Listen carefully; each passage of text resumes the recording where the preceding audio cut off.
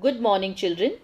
Today, in French Revolution, we are going to revise abolition of slavery, the revolution in everyday life, and the rise and fall of Napoleon. Now, let's start with the abolition of slavery. Children, before this, we have to understand how this slavery started in French colonies. The French colonies in Caribbean such as Martinique, Guadeloupe and San Domingo were the important suppliers of commodities such as indigo, sugar and coffee. But children, the European they do not want to go to the distant and unfamiliar land to work as a labor in the plantation. That means if they are not ready to go there, there will be a shortage of labor in the plantation. So, this was met by the triangular slave trade between Europe, Africa and America. Children, this slave trade began in 17th century.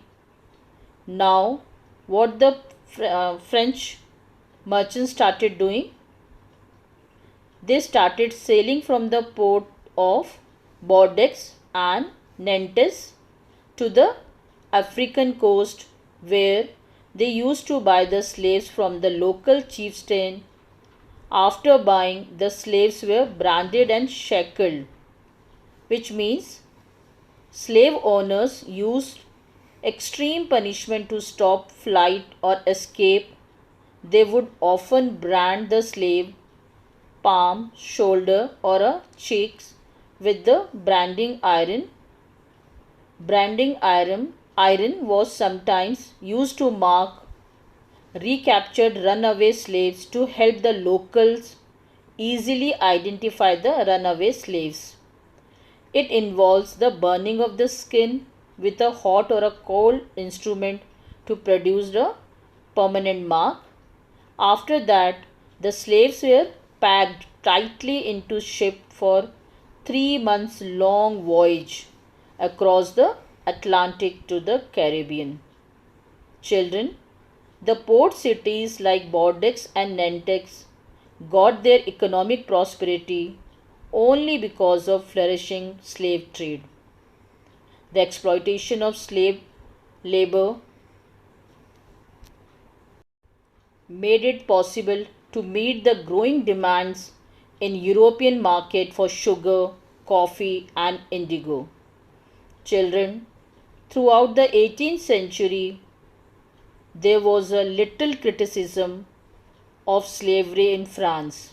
The National Assembly held long debate about whether the right of man should be extended to all French subjects, including those in the colonies, but it did not pass any law because they had a fear that if they passes a law banning the slavery, then the businessmen whose income depended on slave trade will oppose or or National Assembly did not pass any laws fearing opposition from businessmen whose income depended on slave trade.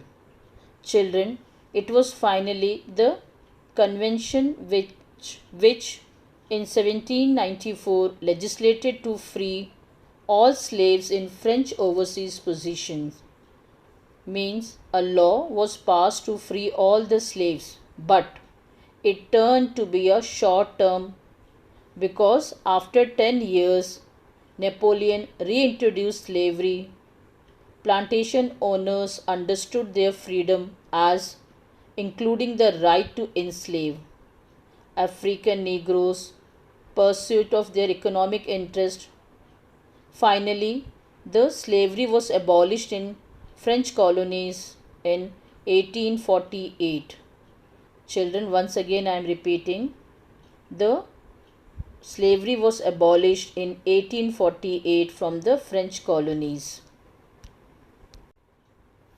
Now, children, the revolution and everyday life. The years following 1789 in France witnessed many changes in the lives of women and children. The revolutionary government took it upon themselves to pass a law that would translate the ideas of liberty and equality into everyday practice. Now, how did they do this? One important law that came into effect soon after the storming of Bastille in 1789 was the abolition of censorship. Now, children, what is the meaning of censorship? Censorship means all the written material and cultural activities such as books, newspapers, plays could not be published or performed without the approval by the censors of king. Revolutionaries' ideas of equality and liberty transformed the clothes people wore, the language they spoke, the books they read. With the abolition of censorship in 1789, the Declaration of Right of Man and Citizen in 1791, freedom of speech became a natural right. This led to the growth of newspapers, books, and printed pictures. Freedom of press enabled voicing of opinion. Art flourished in the form of paintings, plays, songs, and festive processions. Visual and oral art form enabled even the common man who could not read and write to relate with the ideas of liberty, equality, and justice. Now, children, let's start with rise and fall of Napoleon.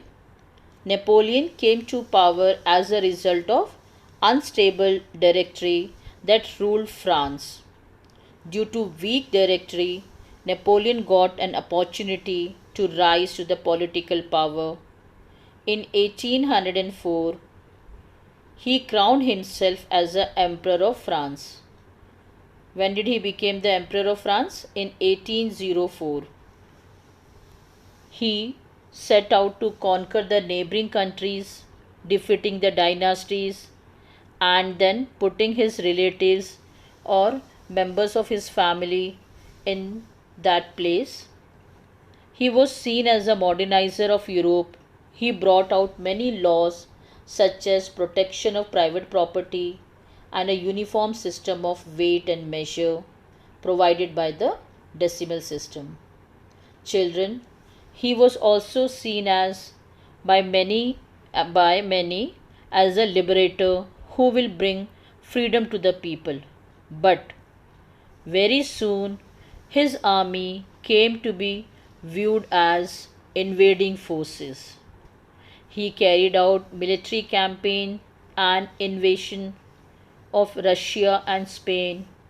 He soon became a threat for the kings of Europe, who decided to come together and defeated him in the Battle of Waterloo in 1815. Children, when and where was Napoleon defeated? Napoleon was defeated in the Battle of Waterloo in 1815. The ideas of liberty and democratic rights were the most important legacy of French Revolution. These ideas spread from France to the rest of Europe during the 19th century. Tipu Sultan and Raja Ram Mohan Roy are the two examples of individuals who responded to the ideas coming from revolutionary France. That's all for today. Thank you and have a nice day.